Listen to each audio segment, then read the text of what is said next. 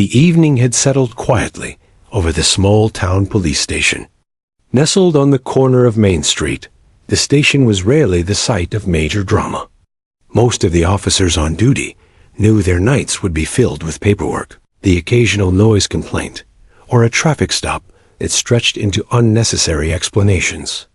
The fluorescent lights buzzed softly overhead as Sergeant Miller leaned back in his chair, tapping his pen against a half-finished report. Across the room, Officer Daniel scrolled through the day's calls on his monitor, sipping lukewarm coffee. The steady hum of printers and muffled radio chatter created an atmosphere of routine, predictability. But then it happened, the sound that shattered the monotony. The glass doors at the front of the station flew open with a force that startled everyone inside. A small figure stumbled across the threshold, her footsteps frantic against the tiled floor. Before anyone had time to react, the unmistakable sound of sobbing filled the lobby, echoing sharply against the walls. Every head turned. It was a little girl. She couldn't have been more than 8 years old. Her small frame looked almost swallowed by the torn pink backpack hanging from one shoulder. Her clothes were rumpled and dirty, streaked with dust and grass stains, as if she had been running for miles without stopping. Her shoes were scuffed, laces dragging behind her, and her tangled hair clung to damp cheeks streaked with tears. The sight of her alone was enough to break the calm inside the station. Sergeant Miller was the first to move. He shot up from his chair, his pen clattering onto the desk. His instincts as both a father and an officer collided in that single moment. "Sweetheart," he said gently, lowering his voice as he stepped toward her. "You're safe here." "What's wrong?" But the girl was inconsolable. She collapsed onto the lobby bench, burying her face in her tiny hands as sobs racked her body. Her cries were the kind that came from deep inside, from a place of fear that no child should ever have to know. Officer Daniels quickly joined Miller, crouching down to her level. "It's okay," he said softly, pulling a bottle of water from the nearby vending machine. "You're safe now. No one's going to hurt you." She shook her head violently, clutching her backpack as if it was the only anchor in a world spinning out of control. Her knuckles turned white from the grip, and every attempt to speak dissolved into gasps for air. The station, usually filled with low chatter and casual jokes, had fallen completely silent. Even the officers in the back room drifted toward the lobby, their curiosity quickly shifting to concern. There was something in the girl's desperation that warned them this wasn't a case of a lost child who had wandered too far from home. This was something else. Something darker. "Can you tell us your name?" Miller asked, keeping his tone steady, almost whisper-like. The girl looked up briefly, her eyes swollen and red. She opened her mouth, but only a trembling sound came out before she buried her face again. Miller and Daniels exchanged a glance, the kind of look seasoned officers shared when words weren't necessary. They both knew this was serious. Minutes passed as they carefully tried to calm her. Daniels offered her the water, which she finally accepted with trembling hands. She sipped slowly, each swallow shaky, as though she hadn't had much to drink in hours. Miller retrieved a blanket from the supply closet, draping it gently over her shoulders. The small kindnesses seemed to ease her sobs slightly, though her tears still streamed steadily. It was then, as the officers knelt beside her, that they began to notice details they couldn't ignore. Her arms, partially visible beneath her short sleeves, bore faint bruises, not the kind a child gets from falling off a bike or playing too rough in the yard, but the kind that raised unspoken questions. Miller's heart tightened in his chest. He had seen this before, too many times in his career. Children carried stories in their eyes long before they could speak them. And this child's eyes screamed with a mix of fear and exhaustion that no 8-year-old should ever carry. He wanted to ask her questions, but he knew better than to push too hard. Children in crisis needed space, patience, and the steady assurance that they were safe. He leaned back slightly, giving her breathing room, while Daniels kept close by, his voice low and calm. "Sweetheart, you don't have to tell us everything right now," Daniels said. "But can you tell us if you're hurt?" The girl shook her head at first, then hesitated, her lips pressing tightly together. She looked down at her arms as though ashamed, then quickly pulled the sleeves over her bruises. The movement spoke volumes. Behind the glass partition of the front desk, Officer Ramirez reached for the phone. Without needing instruction, she dialed the county's Child Protective Services hotline. Her training told her that the situation unfolding in front of her was not going to be solved by simple reassurances. Whatever had driven this child to run sobbing into a police station at night was something that required immediate action. Still, no one wanted to frighten the girl further. Miller shifted slightly, lowering his voice once more. "You're very brave for coming here," he said. "That tells me you're strong. And we're going to help you. No one here will let anything bad happen to you. I promise." The girl's shoulders shook as another wave of sobs escaped her. But this time, her cries weren't as frantic as before. There was a tiny thread of relief woven into them, a fragile trust beginning to take root. The officers could feel it. Daniels offered her a gentle smile. "Do you want to sit in my office? It's quieter there. You don't have to be in the big lobby with all of us watching." She hesitated, but finally nodded, clutching her backpack tighter.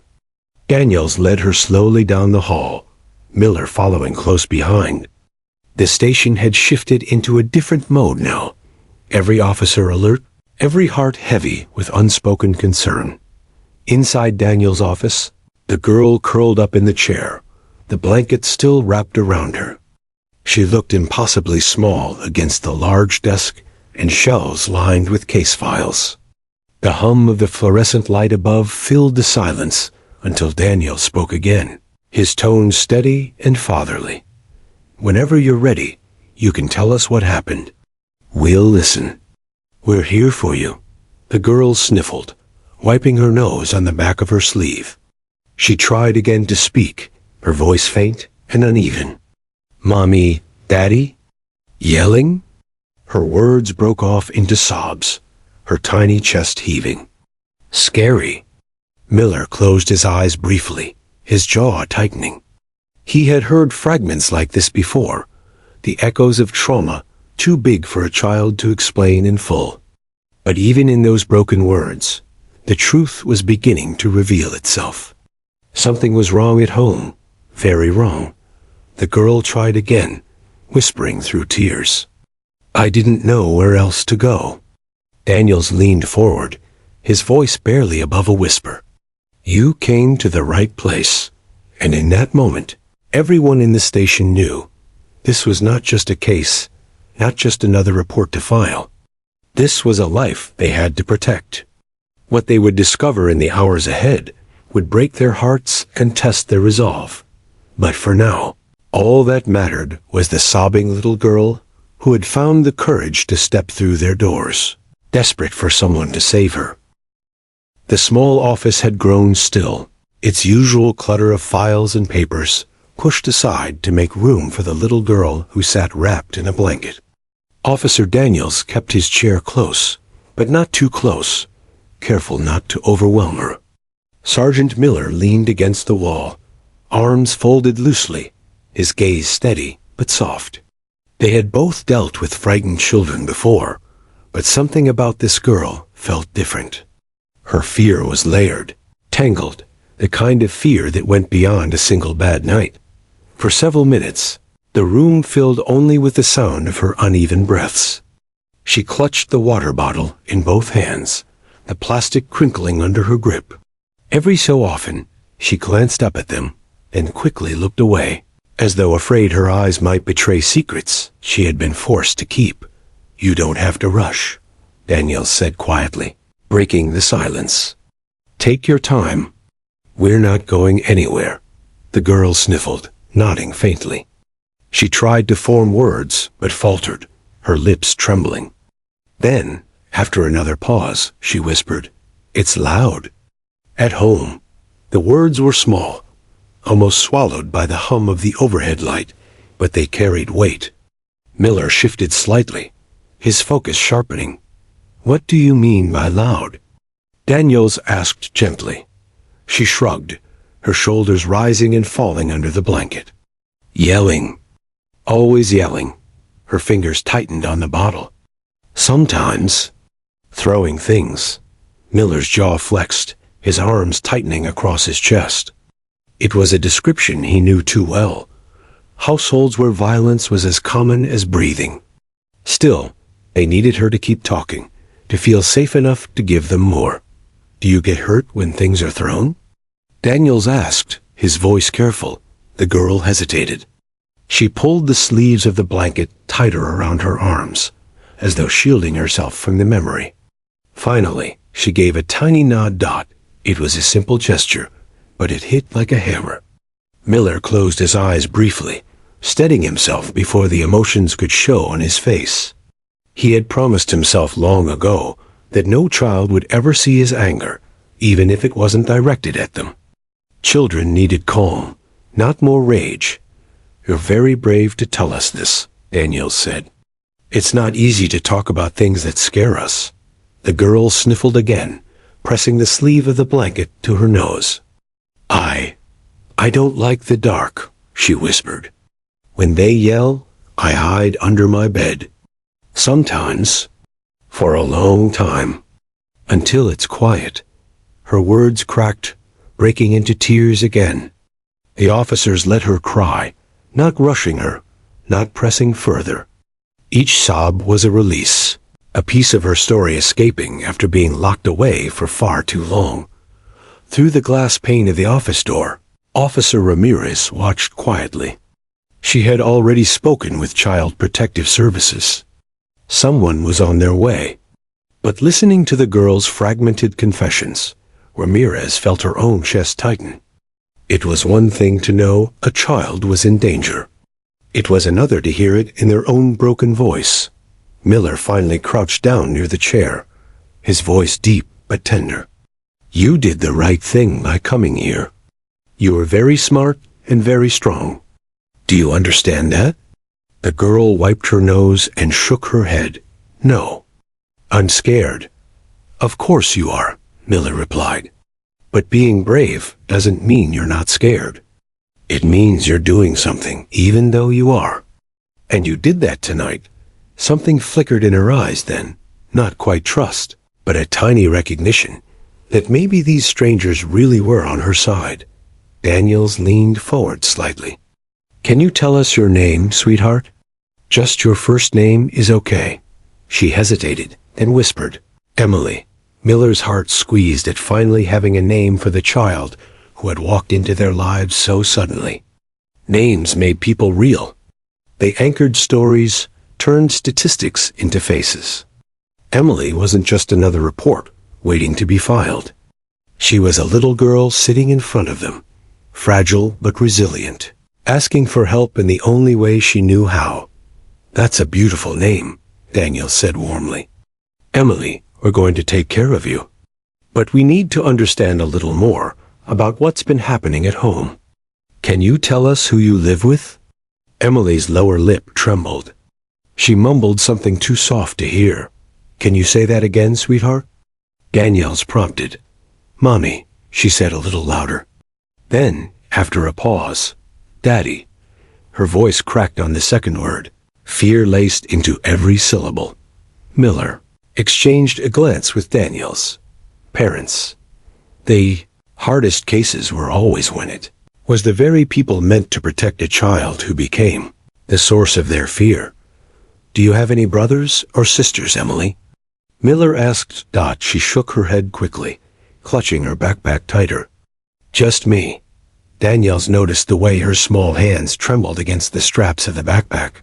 He had seen kids cling to stuffed animals or blankets for comfort, but the way Emily held onto that worn bag felt different. It was more than comfort. It was survival. He wondered what she kept inside. "Emily," he said softly, "would it be okay if we looked inside your backpack?" "Only if you want us to." Her eyes widened, and she hugged the bag closer. "No," she whispered firmly. Daniels nodded. "That's okay. You don't have to show us right now. It's yours." Her grip loosened just slightly, the relief clear on her face. Whatever was in that backpack, it mattered deeply to her, enough that surrendering it felt impossible. The officers decided not to push. There would be time later. Instead, they focused on keeping her talking. Every word she spoke painted the picture more vividly. The fights, the fear, the nights hiding under the bed.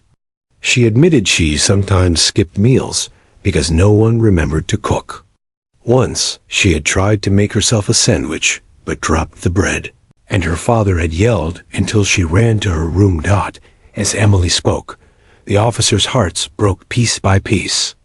They had seen adults come through the station beaten down by life, but children deserved better than this. When her voice grew too soft to hear, Daniels leaned closer. "Emily, you're safe now. You don't have to go back tonight. Do you understand?" Her head snapped up, eyes wide, searching his face for truth. "Not back?" she asked, her voice barely audible. "Not back," he confirmed firmly. Tears welled up in her eyes again, but these weren't the frantic sobs from earlier. They were tears of fragile relief. For the first time, the officers saw what she looked like without pure terror in her expression, and it was enough to steel their resolve even further. Moments later, a knock sounded at the door. Ramirez peeked in, her voice low. "Child Services is on their way. 10 minutes out." Miller nodded, then turned back to Emily. "Some nice people are coming who help kids in situations like this. They're going to take good care of you. And we'll be right here with you until then." Emily sniffled again, pulling the blanket tighter around her shoulders. Her lips moved slowly, forming words she seemed almost afraid to say. "Promise?" she asked. Miller crouched again, looking her directly in the eyes. "I promise." The word hung in the air like a vow, not just to Emily, but to themselves. No matter what they discovered next, they would not let this little girl down. Outside the office, the station had gone quiet again. But this time, it wasn't the quiet of routine. It was the quiet before revelation, the silence that came when everyone knew they were standing at the edge of something heartbreaking, something that would test every ounce of strength they had. And inside the office, Emily clutched her backpack and whispered a truth that made Miller's blood run cold. "They don't like me at home." The words were so soft, so fragile, that they nearly disappeared into the room. But the officers heard them, and they knew this was only the beginning of the story Emily had carried for far too long. The hum of the air conditioner filled the small office as Emily sat curled up in the chair, her backpack still hugged tight against her chest. Though her tears had slowed, her eyes remained swollen, her small frame trembling under the blanket draped across her shoulders. To anyone else, she might have looked like a child exhausted from a long day. But to Sergeant Miller and Officer Daniels, every detail screamed of a life no child should endure. Daniels leaned slightly forward, resting his elbows on his knees. "Emily," he said softly, "you're doing so well.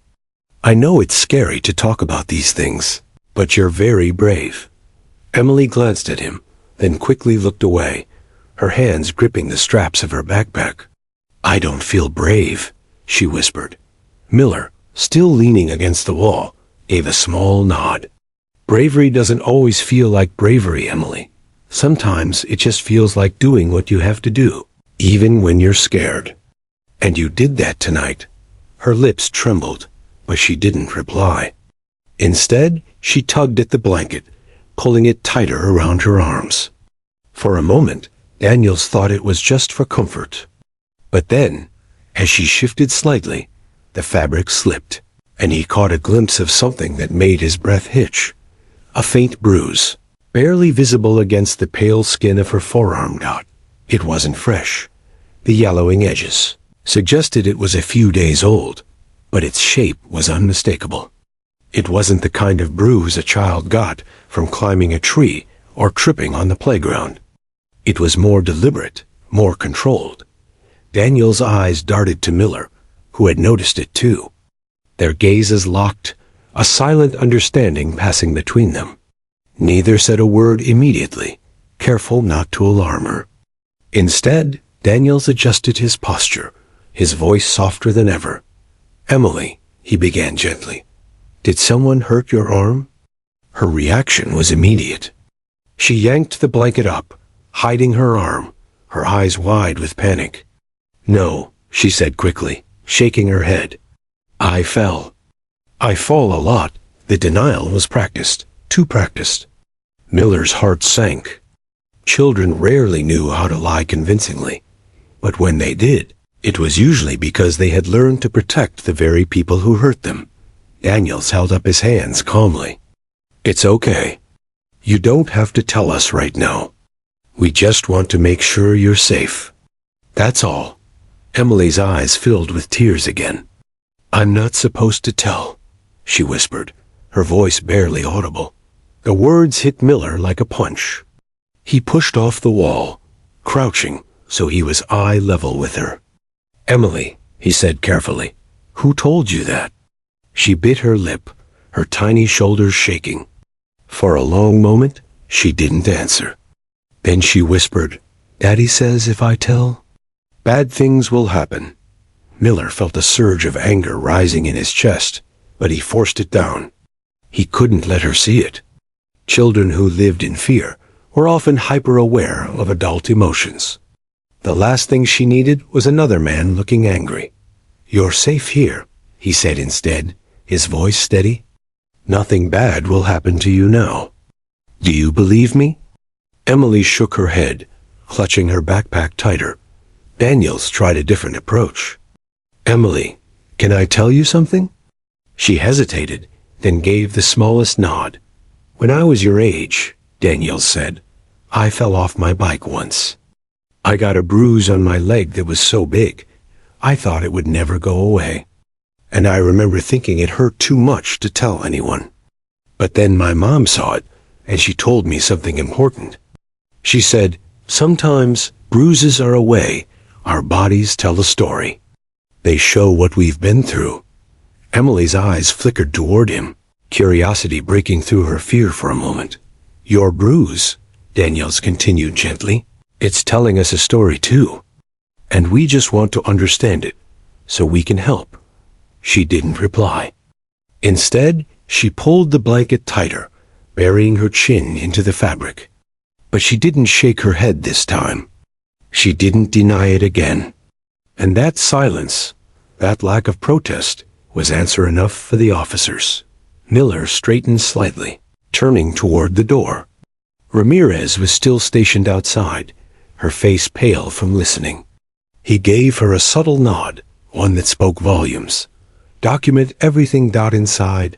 Emily's breaths quickened again, the weight of her secrets pressing harder now that the cracks in her defenses were showing.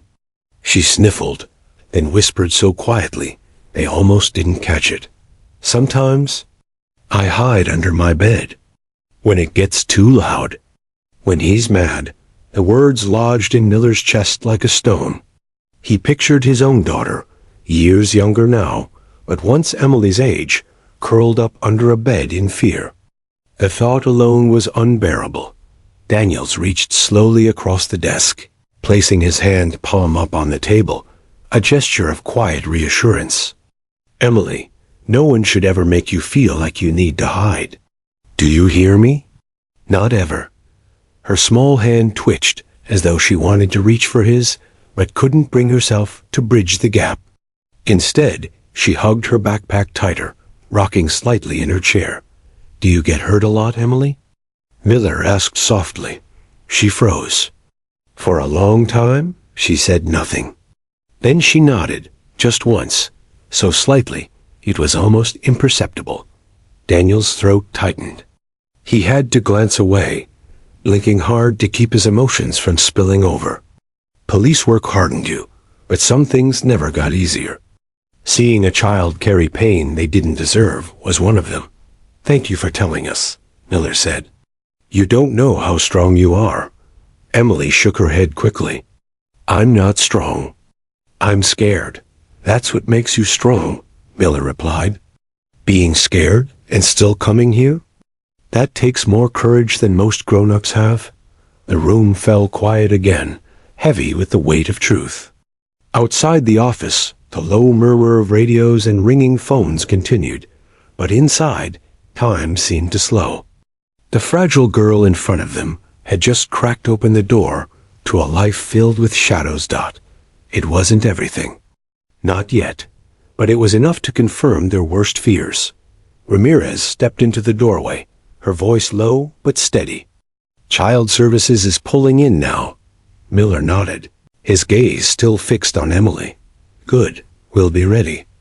But even as the professionals prepared to step in, Miller knew one thing with absolute certainty: the image of Emily tugging her sleeves over her bruises, whispering that she wasn't supposed to tell, would stay with him for the rest of his life. And though the night was far from over, one thing was already heartbreakingly clear: the marks on Emily's arms were only the surface. The deeper wounds, the ones carved into her heart and mind, would take much longer to heal. The arrival of Child Services should have brought a sense of relief to the officers, but instead, the tension in the station deepened. Everyone knew that the moment Emily's father was contacted, the fragile calm surrounding the girl would shatter. Two caseworkers stepped into the office, their expressions gentle but professional. The older of the two, Ms. Thompson, knelt down to Emily's level, her voice soft. "Hi, Emily. My name is Sarah. I'm here to help you." "Sweetheart." Emily's eyes darted between the strangers, then back to Officer Daniels, as if silently asking if she could trust them. Daniels gave her a reassuring nod. "They're friends, Emily. They're here to keep you safe." Still, Emily's hands tightened around her backpack, her knuckles pale. She didn't relax until Miss Thompson sat on the floor a few feet away, keeping her distance. "You don't have to talk to me if you don't want to," she said gently. Sometimes it helps just to sit together. The small kindness seemed to ease Emily's fear, if only slightly. But Miller and Daniels exchanged a glance. Both knew time was running short, because somewhere out there, Emily's father was about to realize his daughter hadn't come home. The first call came 30 minutes later. "Officer." Ramirez answered the phone at the front desk. She barely got out her greeting before a deep, harsh voice cut through the line. "Is my daughter there?" Ramirez's eyes flickered toward Miller, who had stepped closer. She swallowed, keeping her voice even. "Sir, can I ask who's calling?" "This is Mark Reynolds," the man growled. "Emily Reynolds is my daughter. She's supposed to be home by now, and I know damn well she's at your station. Put her on the phone." Miller signaled for Ramirez to stall as he grabbed the line. "Mr. Reynolds? This is Sergeant Miller. Your daughter came in earlier this evening. She's safe with us." There was a long, heavy silence on the other end. Then, the voice sharpened, dripping with restrained fury. "What the hell does that mean? Safe with us? She belongs at home. Put her on the phone now." Miller kept his tone calm, steady. "I'm afraid that won't be possible right now. Child Services has been contacted. We'll need to." "You listen to me?" Reynolds snapped, his voice rising. "She's my kid. You've got no right to keep her from me. None. If she said something stupid, it's because she doesn't know what she's talking about. She lies. She makes things up." Daniels, standing close enough to hear, felt his fists clench. The venom in the man's tone made his skin crawl. "Mr. Reynolds," Miller said firmly, "we'll be happy to speak with you in person. But until then, Emily is under our care. Do you understand?" The pause was long enough to make Ramirez shift uncomfortably. Then Reynolds spoke again, his voice low and menacing. "You're making a mistake. She's my blood, and I don't forget people who get in my way. The line went dead. Emily looked up from her chair when she saw the change in the officers' faces. "Is he coming?" she asked, her voice small, almost a whisper. Daniels crouched beside her, forcing himself to smile gently, even as unease tightened his chest. "Emily, do you feel safe when your dad is around?" She shook her head quickly, her eyes wide with fear. "Okay," he said softly. "That's important. And that's why we're going to make sure you're safe tonight. He can't hurt you here." But even as he said the words, a nagging thought gnawed at him. Because men like Mark Reynolds didn't need to raise a fist to terrify a child. Their presence alone was enough to cast a shadow that lingered. Within the hour, the inevitable happened. The sound of tires screeching outside broke the fragile quiet of the station. Officers glanced up from their desks as a black pickup truck came to an abrupt halt in front of the building. The headlights stayed on, glaring through the glass doors like angry eyes. A tall, broad-shouldered man climbed out, slamming the door behind him. His boots struck the pavement with deliberate force as he stormed toward the entrance. "Reynolds," Miller muttered under his breath, straightening. The front doors banged open, and Mark Reynolds strode inside. His presence filled the lobby instantly. A thick beard framed his scowling face, his jaw set tight. He wore a stained flannel shirt, sleeves rolled up to reveal forearms lined with faded tattoos. His eyes, cold, sharp, and burning with fury, swept across the room like searchlights. "Where's my daughter?" He barked. Every conversation in the station stopped. Even the hum of the radio seemed to quiet. Miller stepped forward, his stance firm. "Mr. Reynolds, you'll need to calm down.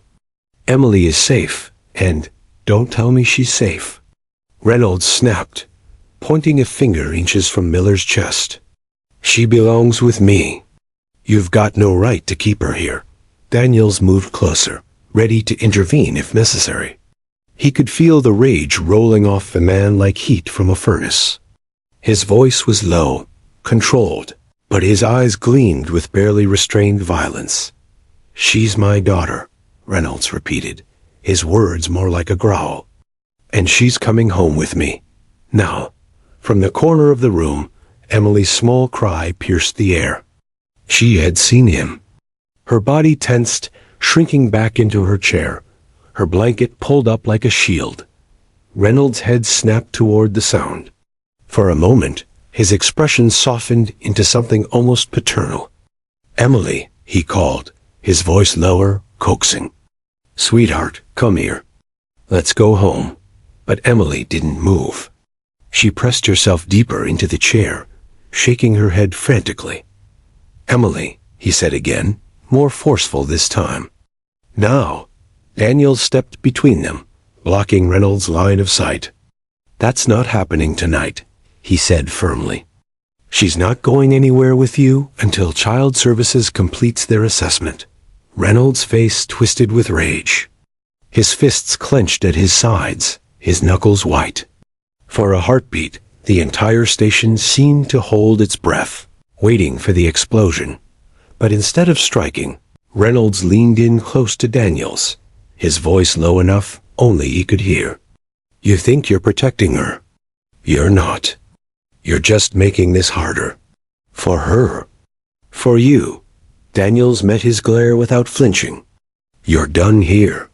Sit down, or you'll be escorted out." It was Miller who finally stepped in, signaling two other officers to flank Reynolds. "Mr. Reynolds, you need to leave the lobby now. We'll contact you when the proper arrangements are made." Reynolds glared at each of them in turn, his chest heaving. Then, with a sharp, dismissive laugh, he turned on his heel. "You'll regret this," he spat, striding back toward the doors.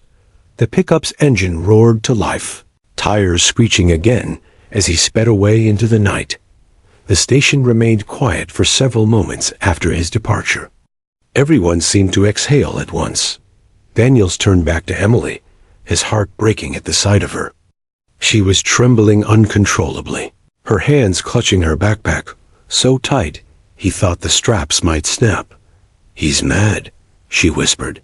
"He's going to be mad forever." Miller crouched beside her, his voice steady despite the turmoil inside him. "Emily, listen to me. He can't hurt you here. Not tonight. Not ever again if we can help it. Do you believe me?" She didn't answer. She just stared at the door where her father had stood, her silence speaking louder than words. And in that silence, the officers knew the shadow of Mark Reynolds wasn't something that could be chased away in a single night. It would take time, protection, and a kind of courage Emily didn't even know she had. But one thing was certain: his grip on her life had just been challenged. And neither he nor the officers would ever forget it. The patrol car rumbled down the narrow streets toward the outskirts of town, Emily tucked safely in the back seat, wrapped in a blanket and clutching her backpack. The silence inside the vehicle was heavy, punctuated only by her quiet sniffles. Officers Daniels and Miller exchanged glances in the front seat, their expressions tight with anticipation. They had visited homes like this before, but no two were ever the same. And every time, the reality of a child's fear struck them anew. "Emily," Daniels said softly, glancing in the rearview mirror, "we're going to take a look at your house. This will help us understand what's been going on. You don't have to say anything if you don't want to." Emily's eyes widened, and she hugged the blanket tighter around her shoulders. I don't want to go back," she whispered. Miller reached back, placing a gentle hand on her small arm. "You're not going back, Emily. We just need to see, to make sure everything is documented so you can stay safe. Okay?" She nodded hesitantly, biting her lip. Even under a blanket, her trembling was visible. The house came into view, small, weathered, and seemingly abandoned in patches. Peeling paint clung desperately to the siding, and weeds had overrun the yard. A broken swing swayed gently in the wind, its chains squeaking against the metal frame. The officers parked at the curb, hearts sinking with every detail. From a distance, they could already hear the faint noise of clattering and shouting from inside. The sounds were muffled, yet unmistakable. Arguing, objects dropping, a child's frightened gasp. "This is worse than I imagined," Daniels muttered under his breath. Miller shook his head. "Let's get this done quickly and carefully." They approached the front door, badges displayed, voices calm. Emily followed, her small hand gripping the blanket, every step measured and hesitant. "Police! We need to check on the welfare of a child," Miller called out, rapping firmly on the door. The shouting inside paused, replaced by silence. Then slowly, the door creaked open.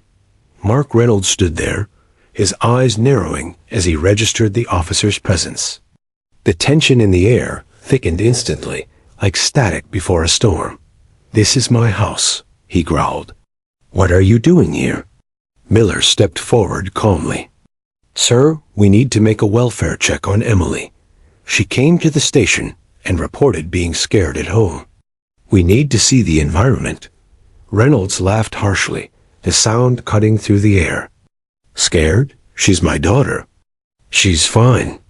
You're making a big mistake coming here." Daniels, keeping his tone measured, added, "Sir, this isn't about punishment. It's about ensuring a child's safety. Please step aside so we can look around." Reynolds' glare could have frozen water in midair, but he finally stepped back with a muttered curse. "Fine. Look, but you won't find anything wrong." Inside, the officers were immediately struck by chaos.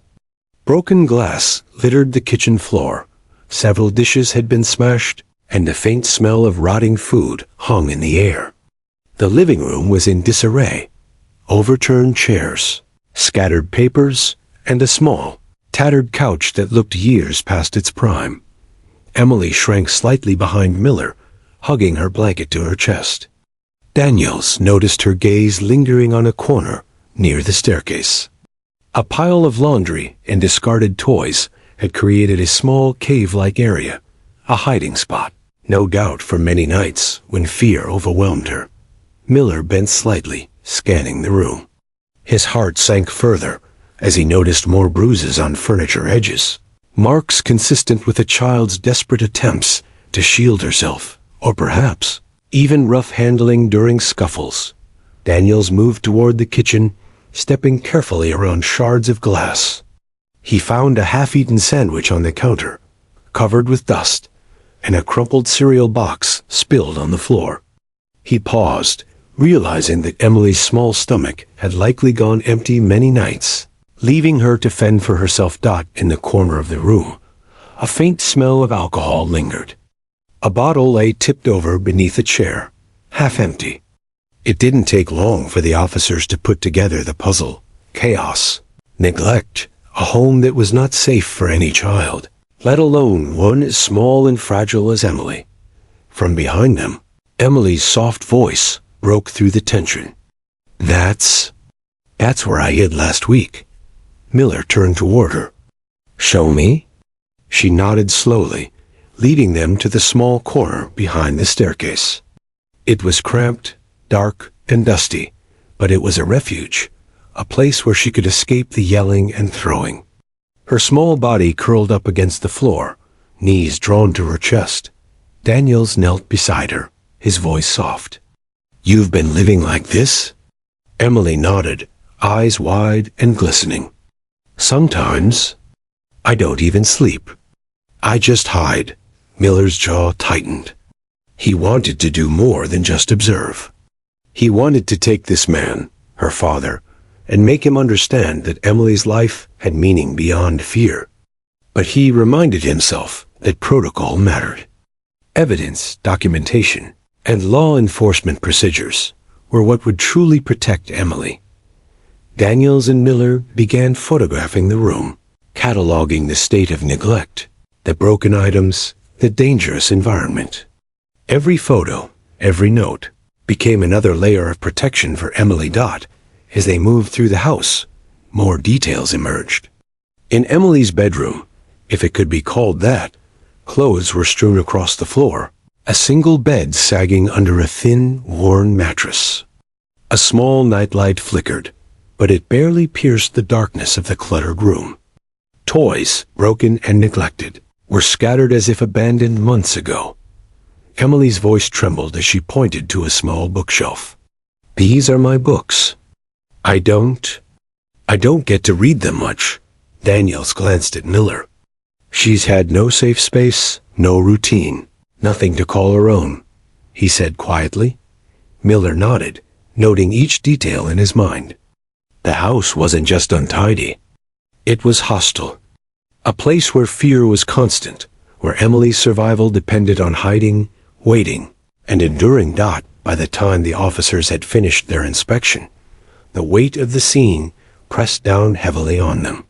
The photos and notes would be critical for the report, but no amount of documentation could capture the emotional toll of the environment.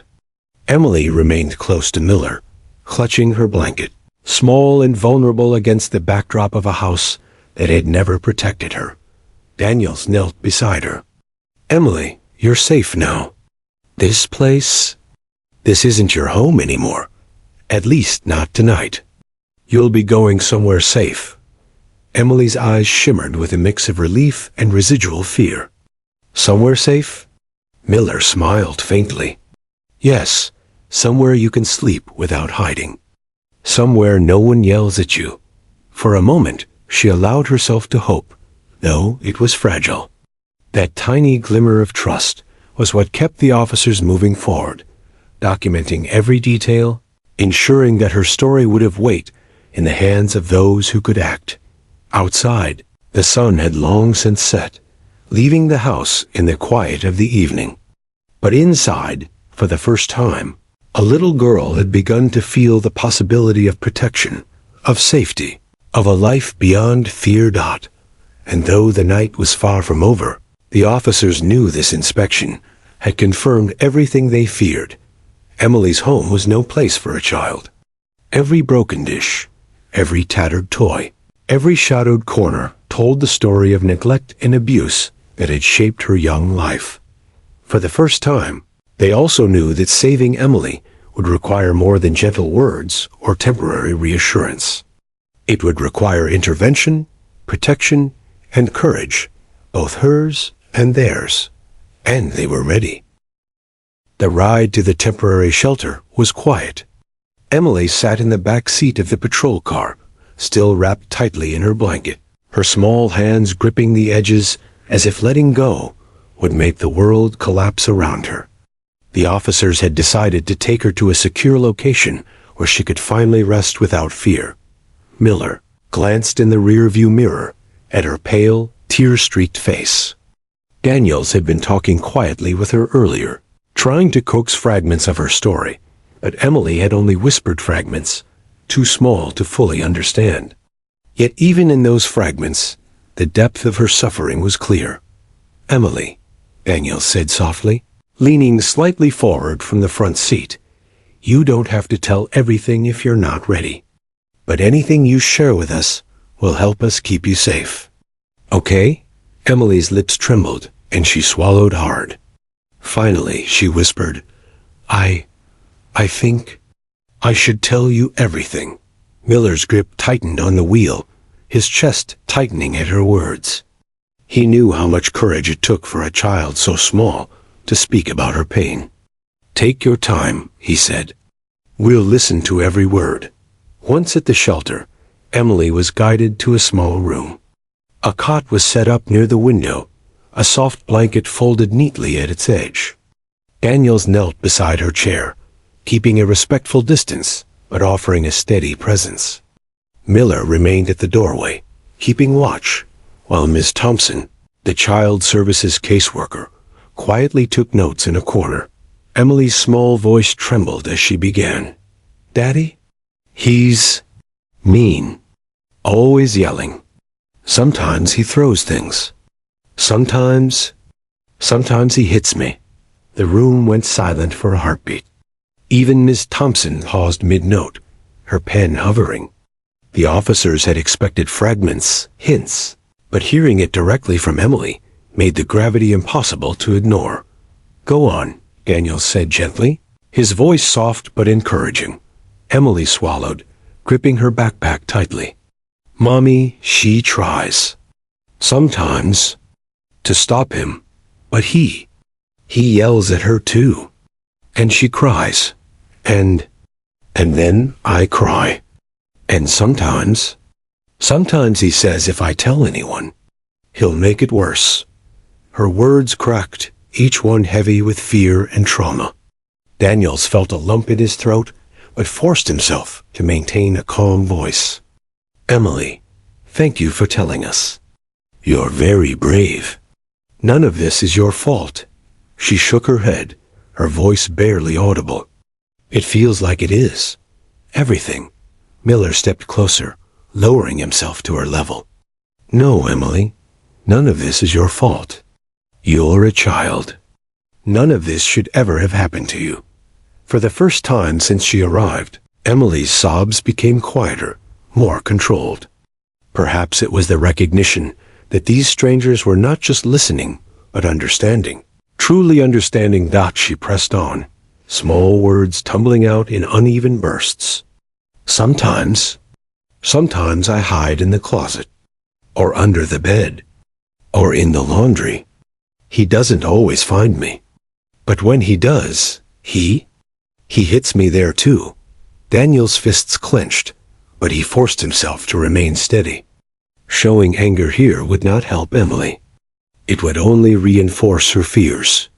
Instead, he reached gently for her hand, letting her grip his thumb, giving her a tiny anchor in the storm.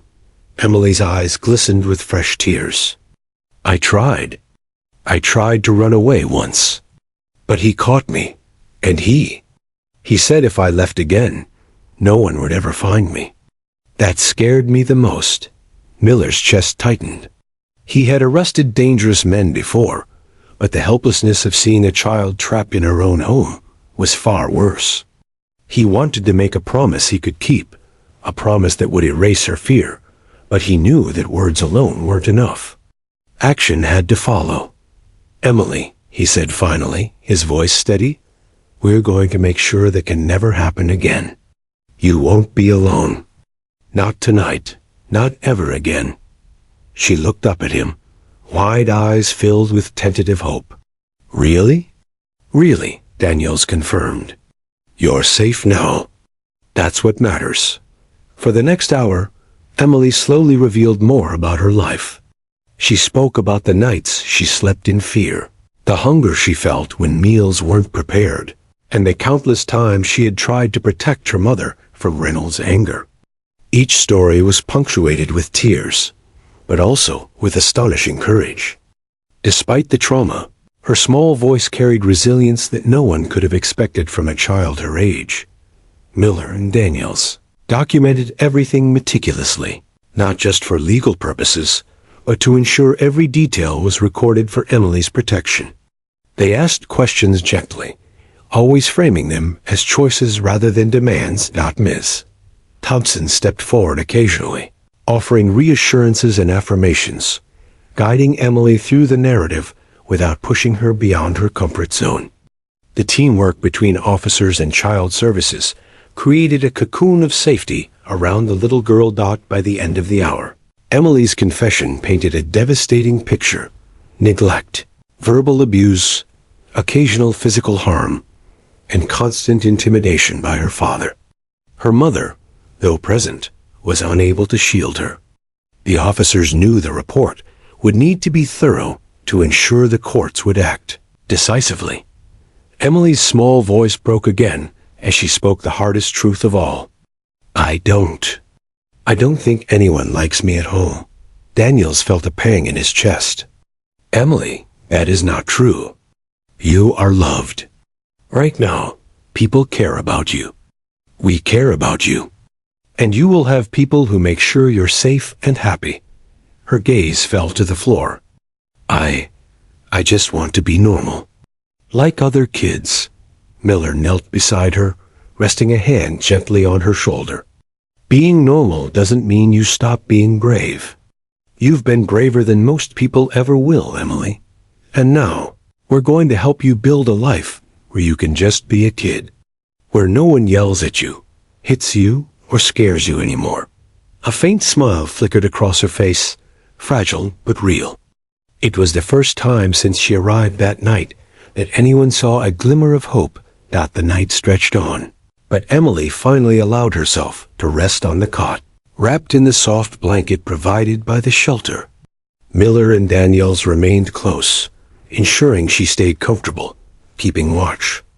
The station had transformed from a place of routine into a haven, and the officers knew their work was far from over. Outside, the world continued without pause, but inside the shelter, a little girl had begun to speak truths that had been buried for far too long. Each confession, each tear, was a step toward safety and healing. For Miller and Daniels, the evening had changed everything. The weight of Emily's story, her bravery, and her fragility would stay with them for the rest of their careers. And while the road ahead for her recovery would be long, one fact remained undeniable. Emily had survived the worst of it. And for the first time, she wasn't alone. The following morning brought a different kind of tension to the police station. Where the night had been heavy with fear and revelation, the day was heavy with responsibility and action. Miller and Daniels gathered around a conference table with Ms. Thompson, the child services caseworker and the station's legal liaison. The documents, reports, and photographs from the previous night were spread across the table like a roadmap of Emily's suffering. "We need a protective order immediately," Ms. Thompson said firmly, her voice carrying authority born from experience. Emily cannot return to that household. The evidence from the house inspection and her own testimony is more than sufficient. Miller nodded. "Agreed, and we need to file charges for child endangerment and abuse against Mark Reynolds. His behavior last night only reinforces the danger," Daniels added. "We also need to coordinate with the court to ensure Emily has a safe temporary placement, preferably with relatives or a licensed foster home." She cannot stay in a shelter indefinitely. The plan was precise. Protective orders, criminal charges, temporary custody arrangements, and a detailed psychological evaluation, all steps to ensure Emily's safety while giving the legal system the evidence it needed.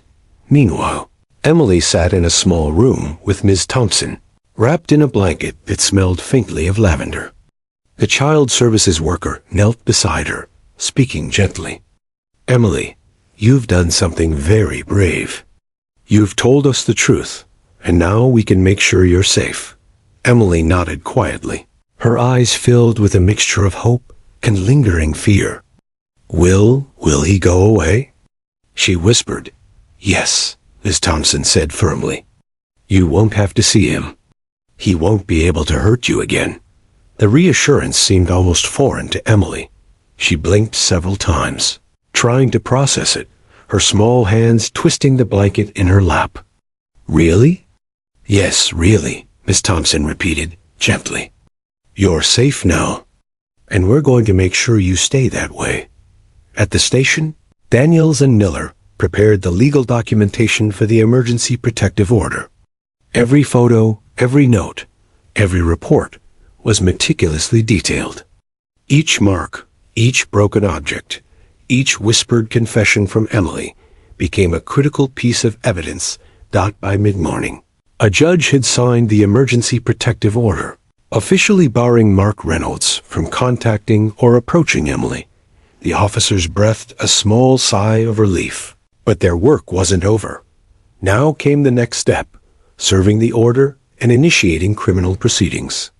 Miller and Daniels, accompanied by a team of officers, returned to the Reynolds residence, this time armed with the authority of the law. When Reynolds answered the door, his expression was hard, defensive. "What now?" he demanded, his tone sharp. Miller held the protective order in his hands. "This is an emergency protective order," he said firmly.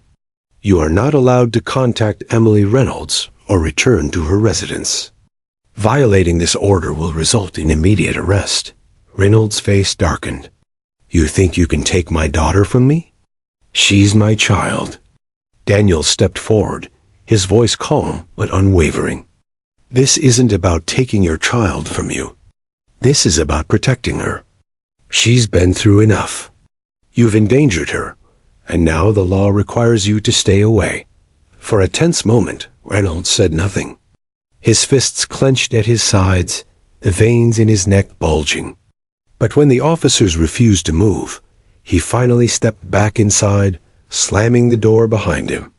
He had no choice but to comply, for now. Back at the shelter, Emily was guided to a quiet room with a small bed, soft toys, and a window that let in the morning sunlight. Daniels knelt beside her, keeping his voice low and gentle. "Emily, do you want to hear what's happening next?" he asked. She nodded slowly. Will he be gone?" "Yes," he confirmed. "He won't be able to come near you. You're safe, and we're going to help you start fresh. You can sleep without hiding, eat without worry, and even go to school without fear." Her eyes glimmered with the faintest hint of a smile. "Really?" "Really," Daniel said, offering a reassuring hand. She didn't take it immediately, but she didn't pull away either. That small, tentative trust was a victory in itself. Throughout the day, Emily slowly began to open up about her interests and small joys that had been buried beneath fear. She spoke about a favorite book she had read at school, a doll she cherished, and a dream to have a little garden one day. Each fragment of normalcy was like a thread, weaving hope into her broken world. Miss Thompson documented everything, recognizing that these small pieces of joy were essential for Emily's psychological recovery. Children like her often needed reminders that happiness was not only possible, but deserved. By late afternoon, the shelter staff had arranged for a licensed foster placement. Emily's temporary home would be a safe environment, monitored closely, with caregivers trained to support children who had experienced trauma. She would have a bed of her own, meals at regular times, and consistent supervision, everything her home life had lacked. The legal process continued in the background. Reynolds was officially charged with child abuse, endangerment, and intimidation. His threats at the police station were included in the filing, strengthening the case. A court date was set, and the officers knew it would be a critical moment, both for Emily's safety and for holding him accountable. Throughout it all, Daniels and Miller remained involved. They visited the shelter periodically, checking on Emily, reinforcing her trust in adults, and providing the continuity she desperately needed. For a child whose world had been chaotic and unsafe, having consistent, protective figures was essential. By evening, Emily had settled into her new temporary room. She hugged a stuffed bear, her small body curled under a clean blanket, the fear still present, but muted by the knowledge that she was no longer alone. Miller knelt by the door, watching silently. "You're safe here," he whispered. "No one will hurt you. Not tonight, not ever again if we can help it." Emily nodded sleepily, a faint smile tugging at her lips. "Thank you," she murmured. Daniels stood beside Miller, his hand resting on the boyish shoulders of the stuffed bear. "You've been incredibly brave," he said softly. "And now, it's time to let someone else take care of you. You've earned that." For the first time, Emily's small sigh was one of relief rather than fear. Outside, the night was calm. Inside, a little girl who had endured too much had finally begun to feel safe. The path to healing would be long and complicated, but the first critical steps had been taken. Protective orders were in place, criminal charges filed, and Emily was surrounded by adults who cared deeply about her well-being. Miller and Daniels knew there would be challenges ahead, court proceedings, custody arrangements, therapy sessions, but for the first time, hope had entered Emily's life. And sometimes, that was all a child needed to begin the journey from fear to recovery. The battle for her safety was far from over, but justice had begun to move. And Emily, for the first time in a long time, could rest without hiding, knowing that people were fighting for her, standing between her and the darkness she had endured. The morning sun filtered through the curtains of Emily's temporary room at the foster care facility, casting soft patterns on the walls. For the first time in what felt like forever, the little girl awoke without fear pressing down on her chest. The blanket was warm, the room tidy, and a small stuffed bear rested beside her pillow, a gift from the shelter staff, who had grown to care deeply for her. Emily blinked sleepily, hugging the bear close. She peeked out the window, watching a pair of robins hopping through the garden outside. It was ordinary, calm, and safe, and that was something she had never experienced at home. A soft knock at the door announced the arrival of Miss Thompson, the Child Services caseworker. She entered with a warm smile, holding a tray with breakfast. "Good morning, Emily. Did you sleep well?" Emily nodded, eyes still wide with a mix of caution and wonder. I think so," she said softly. "That's wonderful to hear," Miss Thompson said, setting the tray on a small table. "You've been very brave these past few days. And today, we're going to start helping you with some of the things you like, things that make you happy, and help you feel safe." Emily's small smile returned. "Like what?" "Well," Miss Thompson replied, "we can do things like read your favorite books, play games, maybe even help you plant a little garden outside. Things that belong to you, and only you." Emily's eyes sparkled at the idea. For the first time, she could imagine a life beyond fear, where she had control over her own world. Later that morning, Miller and Daniels arrived to check on her. Emily's smile widened at the sight of familiar faces, two of the people who had protected her from the beginning. She rushed forward, the stuffed bear still in her arms. "Good morning, Emily," Miller said warmly, kneeling to her level. "How are you feeling today?" "Better," she said quietly, hugging the bear tightly. I slept okay," "That's excellent," Daniel said. "And you know what? Today, we're going to do something fun. We'll read some stories and play a game, okay?" Emily nodded enthusiastically. For the first time, there was no hesitancy in her voice, no underlying fear, only cautious hope. Over the next few days, Emily slowly began to open up. She shared small details about her life, favorite stories, and even drew pictures for the staff.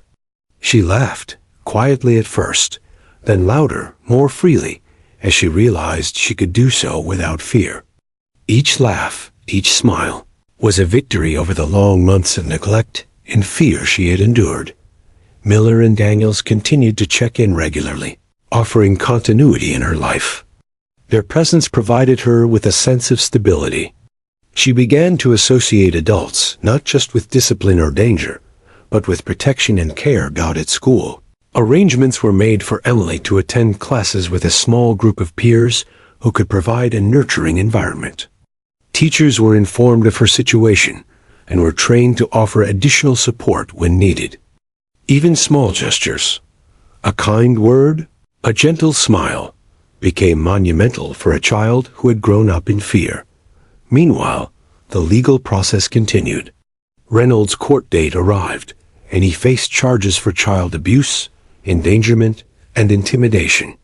The protective order remained in effect, and he was barred from contacting Emily or her mother. Court testimony, including Emily's statements and the reports from the officers in child services, ensured that justice moved forward swiftly. Though the court proceedings were intimidating, Emily was shielded from most of the direct details. Her foster caregivers and Ms. Thompson explained the situation in terms she could understand, reinforcing that she was safe and protected. By the time the trial concluded, Reynolds faced probation and mandatory counseling, along with strict legal restrictions to prevent further contact. For Emily, it was the first time she truly understood that the law could protect her, that her safety was not just temporary, but enforceable. Weeks passed, and Emily's transformation was remarkable. She no longer flinched at loud noises, no longer hid under blankets at the slightest sound. She began to trust her caregivers, the officers, and even herself. She painted, read books, and planted a small garden in the courtyard of her foster home, carefully tending to each seed, as if nurturing her own sense of safety and hope. Miller and Daniels visited periodically, bringing small gifts, books, and words of encouragement. One afternoon, Emily presented them with a drawing she had made, a sun shining over a house surrounded by flowers. At the bottom, in careful handwriting, she wrote, "I am safe now." Miller felt a lump in his throat. "Emily," he whispered, kneeling down, "this is incredible. You drew your happiness." Emily smiled shyly. I like it. It's mine." Daniels ruffled her hair gently. "It's perfect, Emily, just like you." Months later, Emily had fully settled into her foster home, surrounded by stability and care. She still remembered the fear, the bruises, the hiding spots, but those memories no longer controlled her. She spoke about them openly with her therapist, learning to process her trauma rather than be imprisoned by it. Her laughter became more frequent, her smiles brighter. She had friends at school, safe adults to turn to, and a sense of ownership over her life that she had never experienced before. One evening, as she sat on the small porch of her foster home, watching the sun dip below the horizon, she whispered softly to herself, "I'm free." And she truly was. The officers, the child services team, and her foster caregivers all knew that the journey ahead would have challenges. Trauma could not be erased overnight. But Emily had survived, and more importantly, she had hope, a powerful, enduring hope that no one could take away. Her story, once filled with fear and sorrow, had transformed into one of courage, resilience, and the possibility of joy. Every tear she had shed, every moment of fear, had led her here, to a place where she could finally be a child. And as night fell, Emily hugged her stuffed bear tightly, feeling for the first time that she was not alone, that she was loved, and that her life, though scarred, was hers to shape. The past could not be changed. But the future, her future, was filled with light.